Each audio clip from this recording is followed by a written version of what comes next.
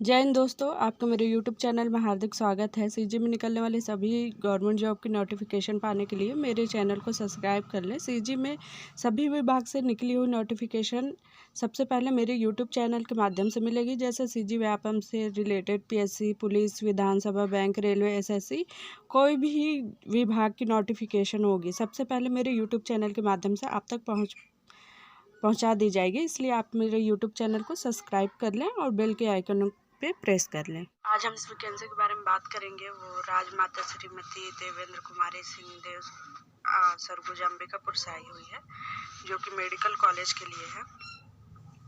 और इसमें तृतीय और चतुर्थ श्रेणी के पद के लिए फार्म मंगाया जा रहा है।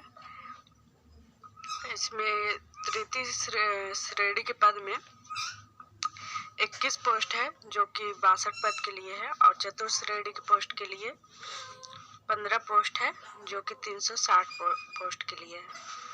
अब हम इसके पद के बारे में बात करेंगे तो स्टेनोग्राफर है, जिसका 5 पद है। कंप्यूटर ऑपरेटर 2 पद, डाटा एंट्री ऑपरेटर 1, सहायक grade 3 9, coding clerk 3, record clerk 3, steno typist 1, record keeper 2, receptionist clerk 2, medico social work 4, modeller 1, dietitian 1, lab technician 12, स्वास्थ्य शिक्षक 1, ECG technician 2, pharmacist grade 2 4, supervisor 2, library सहायक 2, कैटलॉगर 2, बढ़ई 2, लोहार 1, और को टोटल मिला के 62 पद है।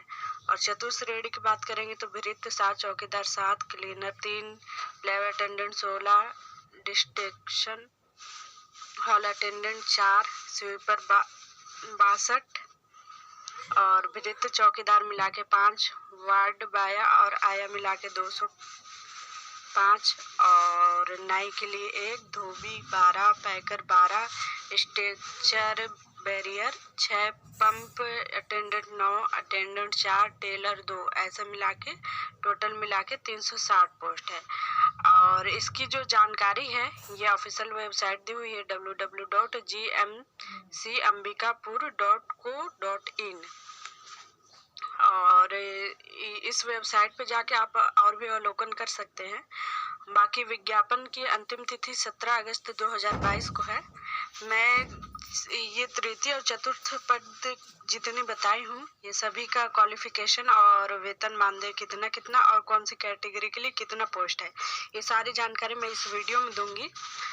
और मैं इससे रिलेटेड कई सारे वीडियो देखी जिसमें सभी वैकेंसी, सभी पोस्ट के बारे में नहीं बताया है कि क्या क्वालिफिकेशन लगना है, कितना पोस्ट है, किस कैटेगरी के लिए। तो मैं एक सेपरेट वीडियो बना रही हूँ जिसमें सारी वैकेंसी के बारे में और सारे पद के बारे में कितना कितना पोस्ट कौन सी कैटेगरी के लिए है और क्या क्वालिफिकेशन लगना है, तो उसके बारे में पूरा फुल वीडियो बना रही हूँ। थोड़ा वीडियो लंबा होगा लेकिन हेल्पफुल रहेगा आप सभी के लिए जो सरगुजा संभाग के लिए है। यहाँ पर जिस सीरियल से लिखा हुआ है post stenographer, computer operator, data entry operator, मैं इसी सीरियल वाइज सीरियल बताऊंगी आपको क्वालिफिकेशन और पद कैटेगरी वाइज और सभी का अलग अलग वेतन मानदेय। तो सबसे पहले मैं स्टेनोग्राफर को बताना चाहूँगी। उसका नाम लिखा हुआ है स्टेनोग्राफर, मैट्रिक लेवल 28,700 लेके 91,300, लेवल 7। आवेदन की अंतिम तिथि 17 अगस्त 2022 है। बाकी सरगुजा संभाग के स्थानीय निवासी के लिए, अदर संभाग वाले नहीं भर सकते इसमें। बाकी अनारक्षित में 1 है और अनुसूचित जनजाति में 3 है और अन्य पिछड़ा वर्ग में 1 है। ऐसा करके कुल पोस्ट 5 है। बाकी इसके लिए शैक्षणिक योग्यता के बारे में बात करेंगे तो मान्यता प्राप्त शिक्षा मंडल से 10+2 हो, मतलब कि 12th हो, और पुराना हायर सेकेंडरी उत्तीर्ण के साथ मान्यता प्राप्त विश्वविद्यालय से किसी भी विषय में स्नातक के प्रथम वर्ष की परीक्षा उत्तीर्ण की हो। मतलब कि आपको 10+2 चाहिए और कम से कम स्नातक में आपको प्रथम वर्ष उत्तीर्ण किया हो। और दूसरे क्वालिफिकेशन के बारे में बात करेंगे तो किसी मान्यता प्राप्त संस्था मंडल से शीघ्र लेखन, जिसको शॉर्ट हैंड बोलते हैं, मुद्र लेखन परिषद के हिंदी शीघ्र लेखन शॉर्ट हैंड प्रमाण पत्र, परीक्षा उत्तीर्ण कर शीघ्र लेखन शॉर्ट हैंड का 100 शब्द प्रति मिनट की गति से संबंधित हो। मतलब कि आपको शॉर्ट हैंड का प्रमाण पत्र लगेगा हिंदी में शॉर्ट हैंड का प्रमाण पत्र चाहिए, जो कि किसी मान्यता प्राप्त संस्था या मंडल से हो, और प्रति मिनट 100 शब्द होना चाहिए। और तीसरी क्वालिफिकेशन के बारे में बात करेंगे तो मान्यता प्राप्त संस्था से डाटा एंट्री ऑपरेटर प्रोग्रामिंग का 1 वर्षीय डिप्लोमा या प्रमाण पत्र होना चाहिए, जिसमें डाटा एंट्री की गति 1000 की डिप्रेशन प्रति घंटा, मतलब 1000 की आपको प्रति घंटा में आप गति से प्रशिक्षित लिए हो। बाकी जो भी विज्ञापन रहेगा सभी सरगुजा जिले के स्थानीय निवासी के लिए ही रहेगा। और बाकी नियम और शर्तें मैं एक पोस्ट के लिए बता रही हूँ, एक ही पद के लिए बता रही हूँ, और ये नियम और शर्तें सभी पद में लागू होंगे, इसलिए एक पद के लिए मैं नियम और शर्तें बता रही हूँ। बाकी यही नियम और शर्तें सभी पद के लिए लागू होंगी। चेंज होगा तो बस यहाँ पे पोस्ट चेंज होगा, लेवल चेंज होगा, और यहाँ पे कितना पद है वो चेंज होगा, और शैक्षणिक योग्यता चेंज होगी। तो अपन नियम सिर्फ नियम और शर्तें एक में देखेंगे, बाकी सभी का शैक्षणिक योग्यता, सैलरी और कितना पोस्ट निकला है वो। तो हम नियम देख लेते हैं। पहला नियम है केवल अर्हता प्राप्त उम्मीदवार ही आवेदन करें, मतलब कि सरगुजा संभाग के ही अर्हता है तो सिर्फ सरगुजा संभाग वाले ही आवेदन करेंगे।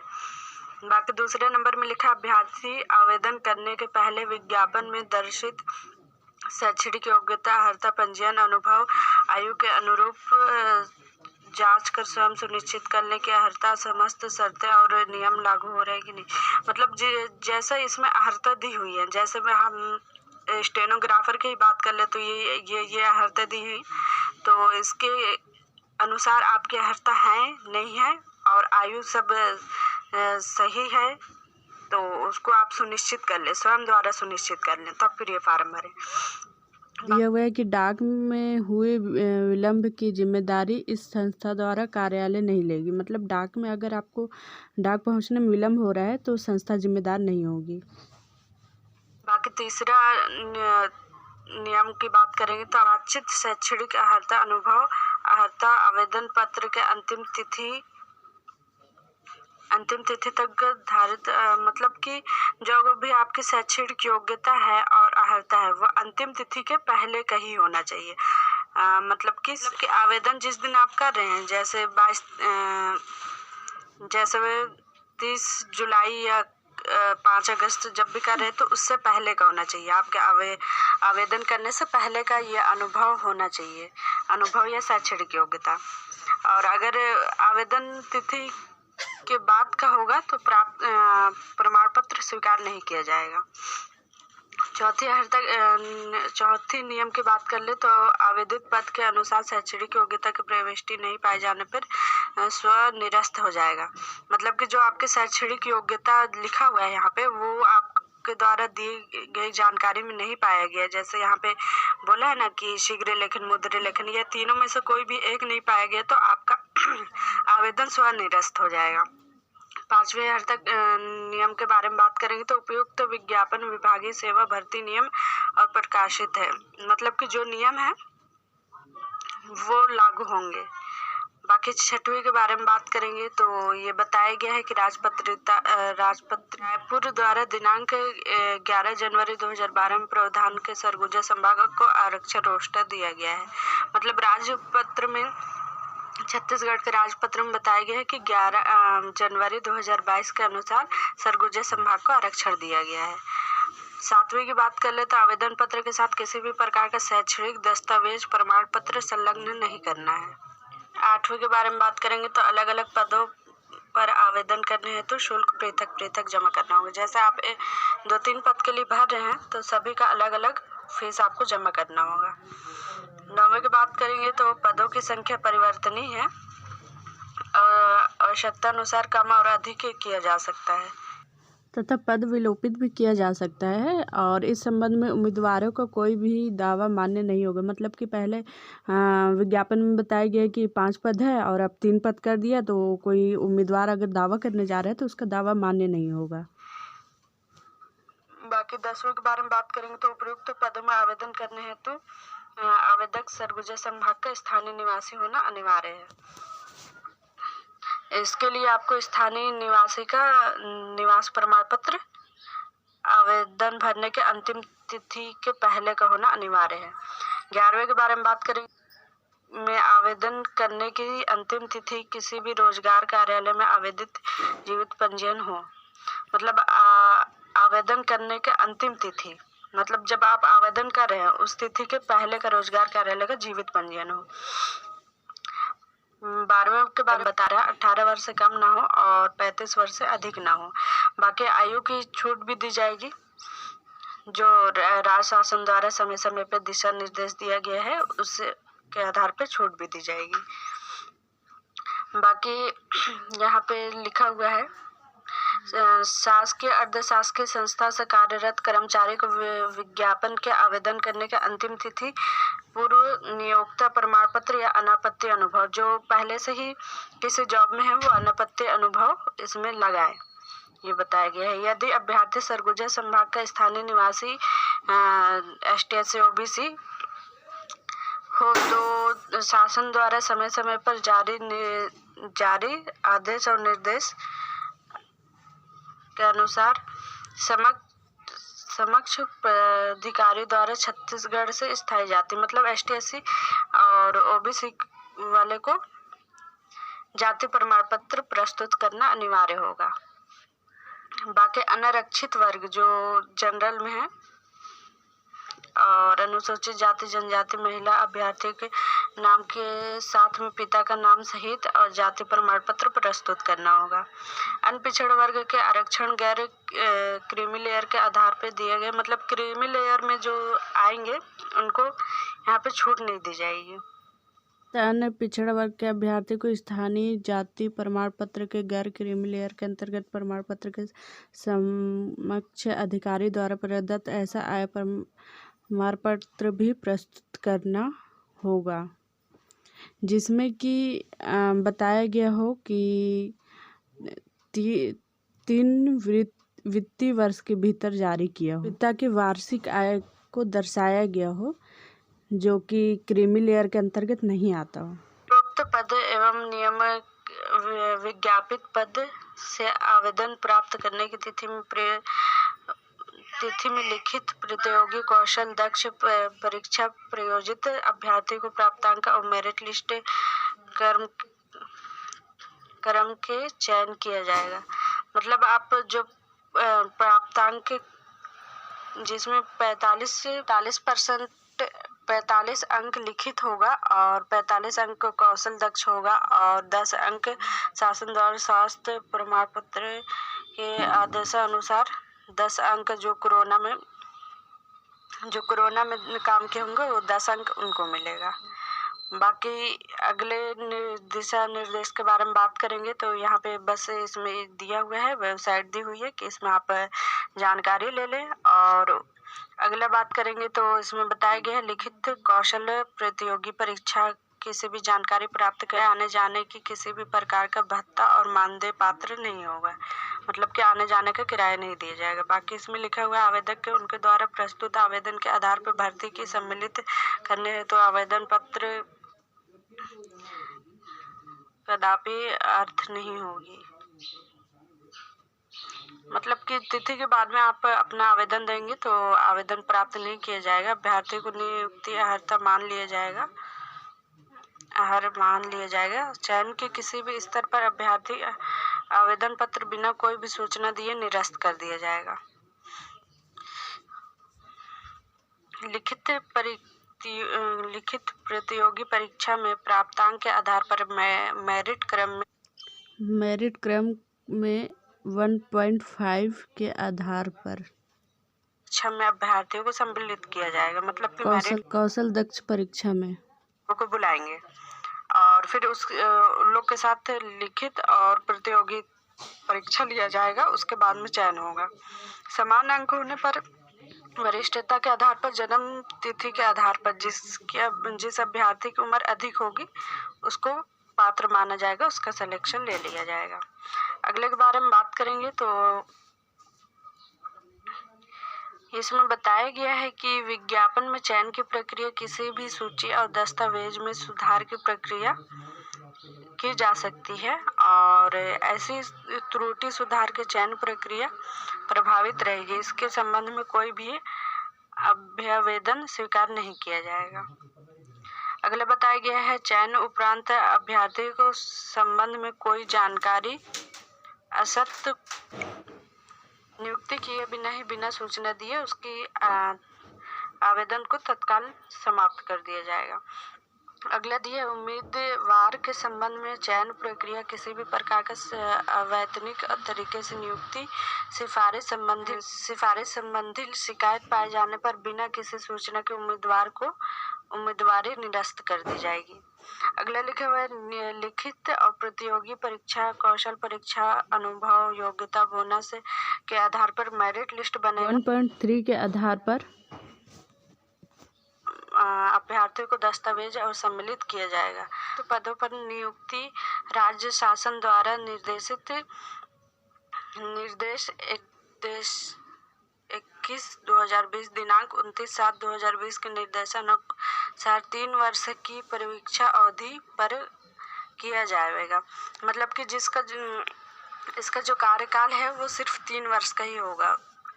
संस्था द्वारा उपरोक्त पदों पर उपरांत जानकारी प्रतीक्षा सूची नियमानुसार एवं कैलेंडर के वर्ष के अंतिम 31 दिसंबर तक वैध रहेगी।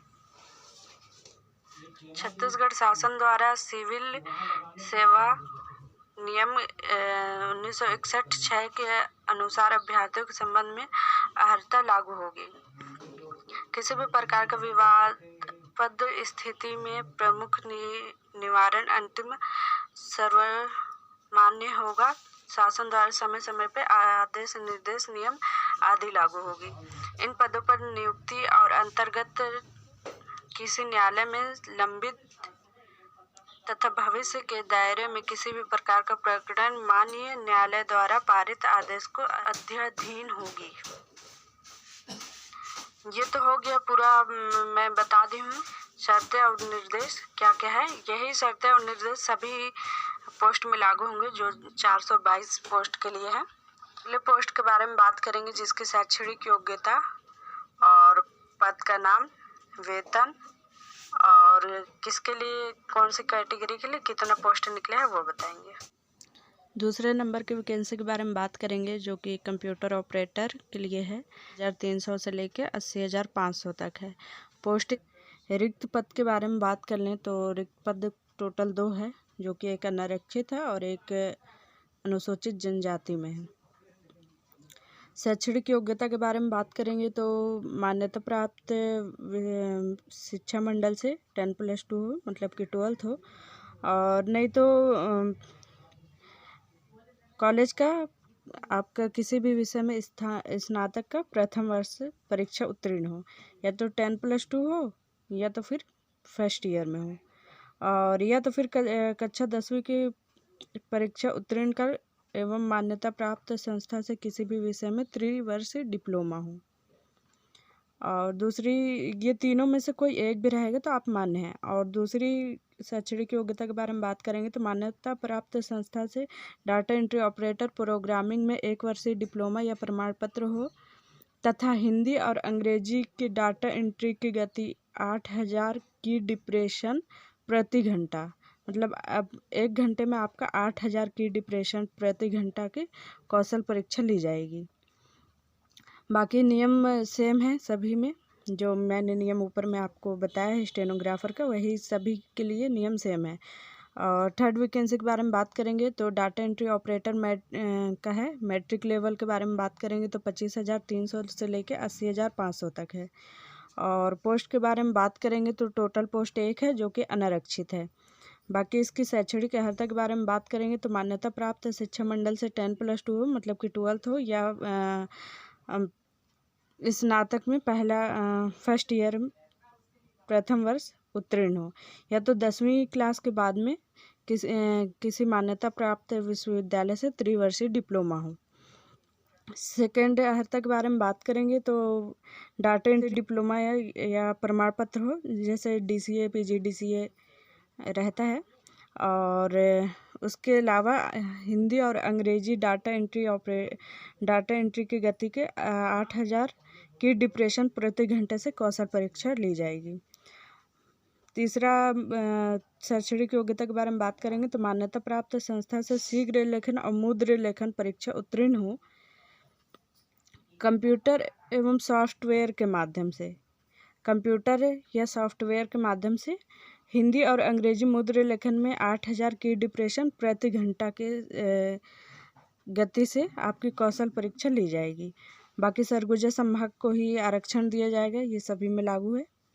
और अगली वैकेंसी के बारे में बात करेंगे तो सहायक ग्रेड 3 के लिए है, जिसका मैट्रिक लेवल 19,500 से लेकर 62,000 तक है। और पद के बारे में बात करेंगे तो 9 पद है, जिसमें अनारक्षित के लिए 3 है, अनुसूचित जनजाति के लिए 4 है और अनुसूचित जाति के लिए 1 है, अन्य पिछड़ा वर्ग के लिए 1 है। जिसमें महिला उम्मीदवार के लिए 1 आरक्षित सीट है, बाकी सब मुक्त है। तो ऐसे करके टोटल में 9 पोस्ट निकला हुआ है। और बाकी इसकी शैक्षणिक अर्हता के बारे में बात करेंगे तो 12th चाहिए, और या तो कॉलेज का फर्स्ट ईयर हो, उत्तीर्ण किया हुआ हो, और कंप्यूटर का 1 साल का डिप्लोमा चाहिए, DCA PGDCA जो भी रहता है 1 साल का कोई भी। और हिंदी टाइपिंग का 5000 की डिप्रेशन प्रति घंटा के गति से कौशल परीक्षा ली जाएगी। बाकी चौथा है कि मान्यता प्राप्त संस्था से शीघ्र लेखन और मुद्र लेखन कंप्यूटर या सॉफ्टवेयर के माध्यम से हिंदी अंग्रेजी मुद्र लेखन 5000 की डिप्रेशन की गति से आपकी कौशल परीक्षा ली जाएगी। बाकी सरगुजा संभाग के लिए ही है, निर्धारित है रोस्टर। और नेक्स्ट वैकेंसी के बारे में बात करेंगे तो कोडिंग कलर का है, जिसका वेतन 19,500 से 62,000 तक है। रिक्त पद के बारे में बात करेंगे तो कुल 3 है, जो कि एक अनारक्षित में है, जनजाति के लिए है। और शैक्षणिक योग्यता के बारे में बात करेंगे तो 12th मांगा है, और यह तो फर्स्ट ईयर आपका कॉलेज का फर्स्ट ईयर कंप्लीट हो। और सेकंड के बारे में बात करेंगे तो डाटा एंट्री ऑपरेटर प्रोग्रामिंग का 1 वर्षीय हो, DCA PGDCA जो भी 1 वर्ष का होना चाहिए कंप्यूटर में। बाकी आपका जो कौशल परीक्षा होगा वो हिंदी टाइपिंग का होगा, जो 5000 की डिप्रेशन प्रति घंटा के साथ रहेगा। बाकी अगली वैकेंसी पोस्ट के बारे में बात करेंगे तो रिकॉर्ड कलर का है, जो कि 3 पोस्ट खाली है। मैं इसका वेतन बताना भूल गई। 19,500 वेतन है, 19,500 से 62,000 तक है। और पद के बारे में बात करेंगे तो टोटल 3 पद है, जिसके लिए 1 अनारक्षित में है और 2 अनुसूचित जनजाति में है। शैक्षणिक योग्यता के बारे में बात करेंगे तो 12 चाहिए, या आपका कॉलेज का फर्स्ट ईयर उत्तीर्ण हो, ये दोनों में से कुछ भी रहेगा तो आप मान्य हैं। बाकी दूसरा शैक्षणिक योग्यता के बारे में बात करेंगे तो आपके पास 1 साल का कंप्यूटर का डिप्लोमा होना चाहिए। डाटा एंट्री ऑपरेटर प्रोग्रामिंग में 1 वर्षीय कंप्यूटर डिप्लोमा या प्रमाण पत्र होना चाहिए। बाकी जो आपकी कौशल परीक्षा ली जाएगी वो 5000 की डिप्रेशन प्रति घंटा के साथ ली जाएगी। अगला जो पद है वो स्टेनोटाइपिस्ट का है, जिसका वेतन 19,500 से 62,000 है। और इसके लिए टोटल 1 पद है, जो कि अनारक्षित है। शैक्षणिक योग्यता के बारे में बात करेंगे तो 12th चाहिए, या आपका कॉलेज का फर्स्ट ईयर उत्तीर्ण हो। और इसके लिए शॉर्ट हैंड चाहिए, जो 60 शब्द होना चाहिए। इस गति से आपकी कौशल परीक्षा ली जाएगी। और डाटा एंट्री ऑपरेटर प्रोग्रामिंग में 1 वर्षीय प्रमाण पत्र होना चाहिए, तथा डाटा एंट्री ऑपरेटर के लिए 5000 की डिप्रेशन प्रति घंटा से आपकी कौशल परीक्षा ली जाएगी। फिर लिखा हुआ है मान्यता प्राप्त संस्था से शीघ्र लेखन मुद्र लेखन परीक्षा से कंप्यूटर सॉफ्टवेयर में हिंदी और अंग्रेजी मुद्र लेखन में 5000 की डिप्रेशन की गति से संबंधित कौशल परीक्षा ली जाएगी। अगला पद के बारे में बात करेंगे तो रिकॉर्ड कीपर का है, जिसका वेतन 19,500 से 62,000 है। और रिक्त पद 2 है, जिसमें 1 अनारक्षित है, 1 अनुसूचित जनजाति है।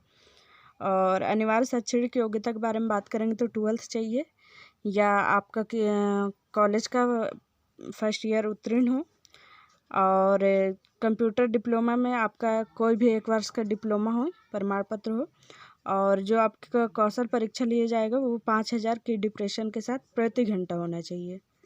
अगला जो पोस्ट के बारे में बात करेंगे वो रिसेप्शनिस्ट क्लर्क के लिए है, जिसका वेतन 19,500 से 62,000 है। और इसके जो पोस्ट के बारे में बात करेंगे तो 2 पोस्ट है, एक अनारक्षित में है और एक अनुसूचित जनजाति में है। इसके जो शैक्षणिक योग्यता के बारे में बात करेंगे तो 12th चाहिए, या आपका फर्स्ट ईयर उत्तीर्ण हो, और 1 वर्षीय कंप्यूटर डिप्लोमा हो। आपका जो कौशल परीक्षा लिया जाएगा वो 5000 की डिप्रेशन के साथ लिया जाएगा, सिर्फ हिंदी का लेंगे। अगले जो पोस्ट के बारे में बात करेंगे वो मेडिको सोशल वर्क है, और इसका सैलरी 35,400 से 1,12,400 तक है। और कुल रिक्त पद 4 है, और एक अनारक्षित में है, 2 अनुसूचित जनजाति में है और एक अन्य पिछड़ा वर्ग में है। शैक्षणिक योग्यता के बारे में बात करेंगे तो समाजशास्त्र में न्यूनतम 55% के साथ स्नातकोत्तर हो, मतलब कि आपका पोस्ट ग्रेजुएशन हो समाजशास्त्र सब्जेक्ट में, एवं मेडिको सोशल वर्क पाठ्यक्रम से डिप्लोमा या संबंधित विषय में एमफिल हो। नेक्स्ट पद के बारे में बात करेंगे तो मॉडलर का है, जिसका वेतन 28,700 से लेकर 91,300 तक है।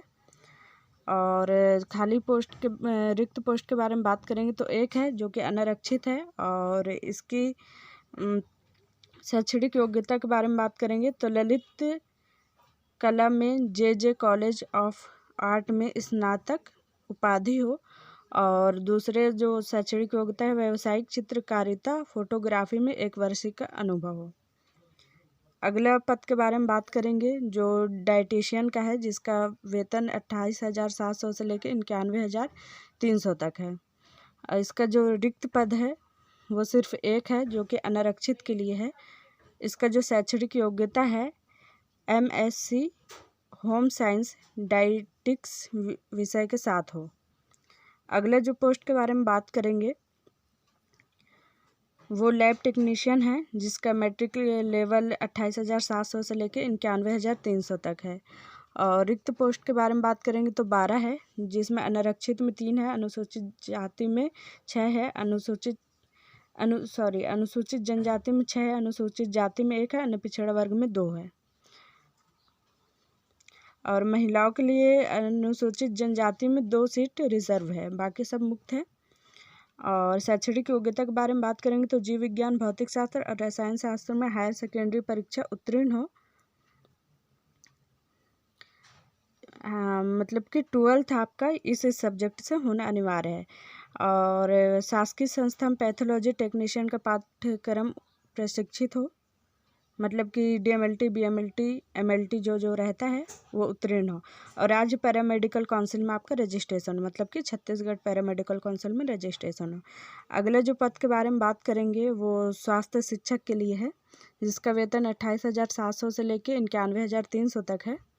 और इसका रिक्त पद 1 है जो कि अनारक्षित है। और इसका शैक्षणिक योग्यता के बारे में बात करेंगे तो जीव विज्ञान, भौतिक शास्त्र, रसायन शास्त्र में 12th किया हुआ हो और उत्तीर्ण होना अनिवार्य है।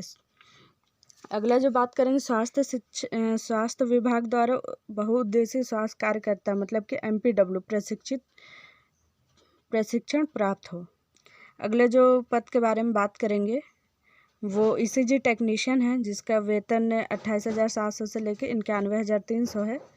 और कुल रिक्त पद 2 है यहाँ पे, और जो कि एक अनारक्षित में है और एक अनुसूचित जनजाति में है। जिसका शैक्षणिक योग्यता देख लेते हैं तो जीव विज्ञान, भौतिक शास्त्र और रसायन शास्त्र में 12th हो, और शासकीय संस्था में ECG या ICCU टेक्नीशियन के पाठ्यक्रम प्रशिक्षित हो। और राज्य पैरामेडिकल काउंसिल में रजिस्ट्रेशन, मतलब कि छत्तीसगढ़ पैरामेडिकल काउंसिल में आपका रजिस्ट्रेशन होना चाहिए। अगले जो वैकेंसी के बारे में बात करेंगे वो फार्मासिस्ट ग्रेड 2 के लिए है, जो कि 25,300 से लेके 80,500 तक है। इसका रिक्त पद 4 है, जो कि एक अनारक्षित में है, 3 अनुसूचित जनजाति में है।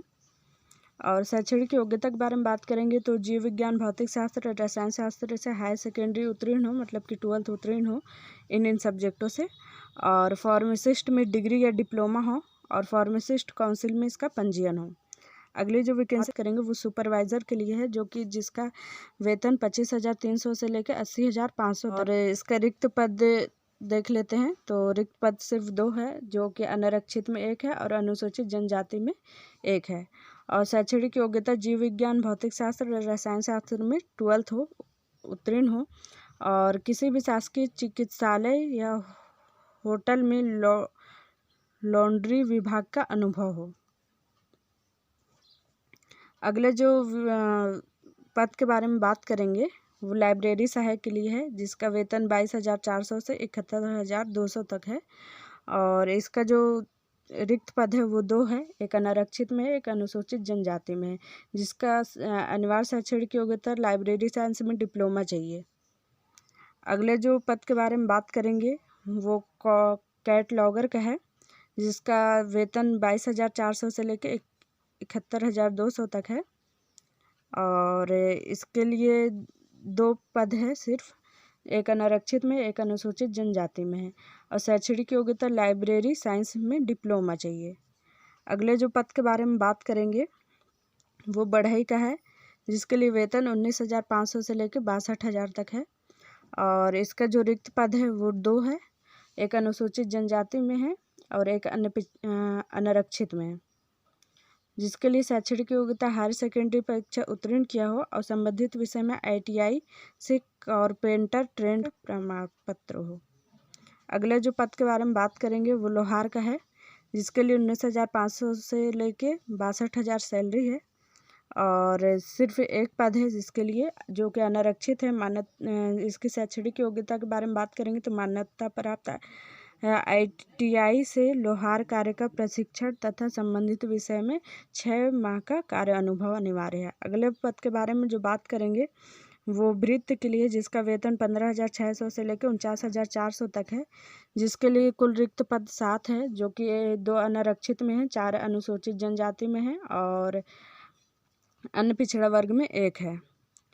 और शैक्षणिक योग्यता के बारे में बात करेंगे तो सिर्फ 8वीं चाहिए।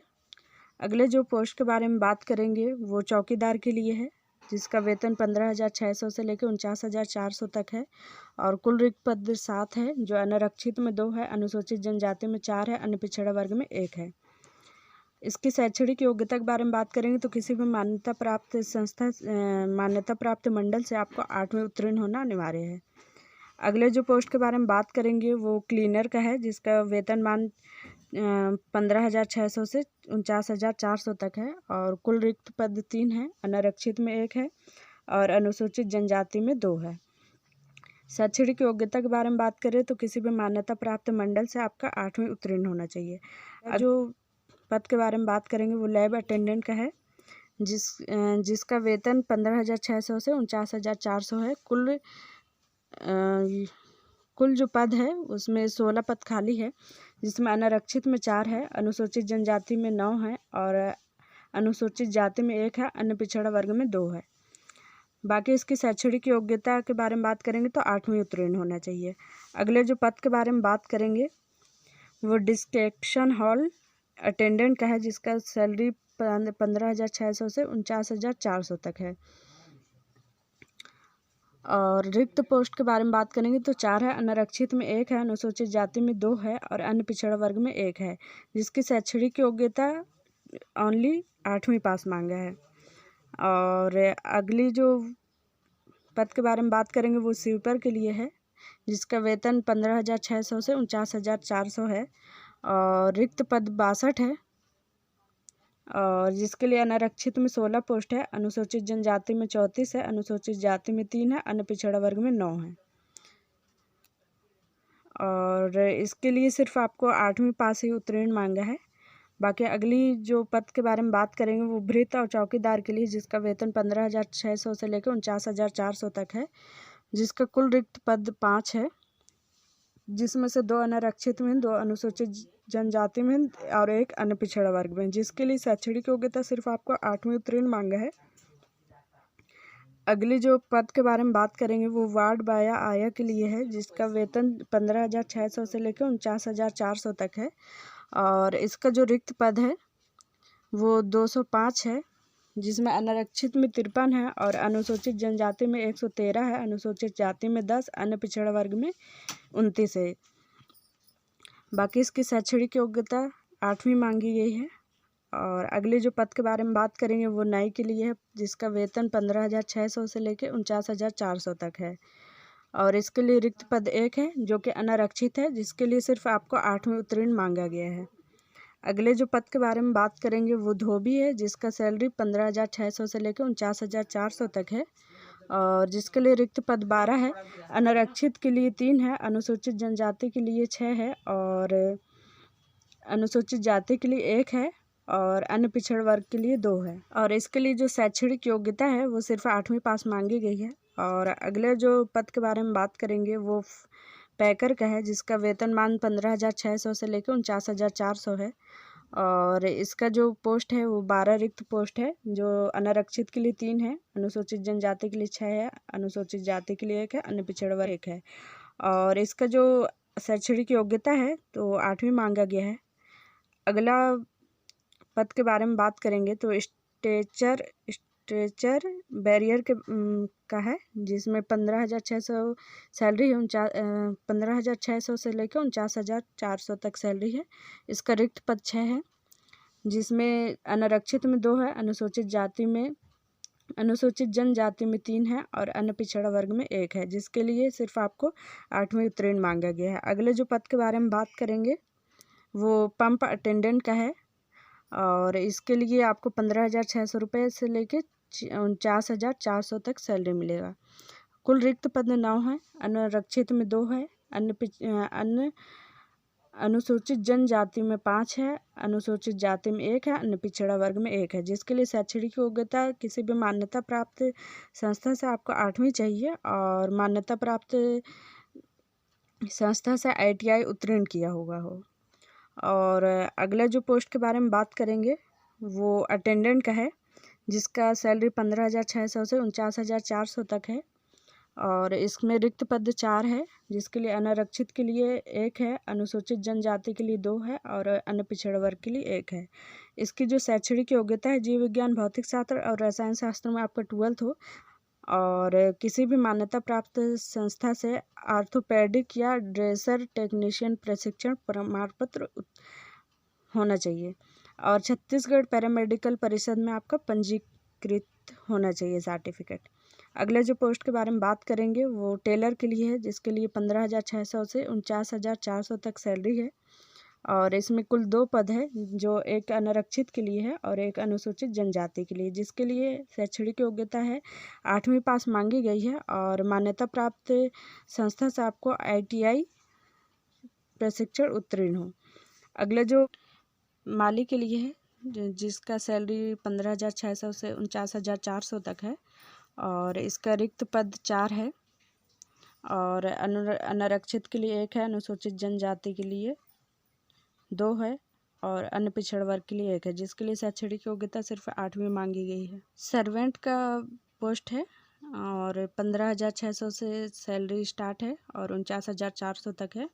और इसका 19 पोस्ट खाली है, जिसमें अनारक्षित में 5 है और अनुसूचित जाति में 1 है, अन्य पिछड़ा वर्ग में 3 है, जिसके लिए सिर्फ आपको 8वीं उत्तीर्ण मांगा गया है। आवेदन के प्रारूप के बारे में बात करेंगे तो ये आवेदन का दिया हुआ है कि आवेदन आपको कैसे और कौन सा फार्म भरना है।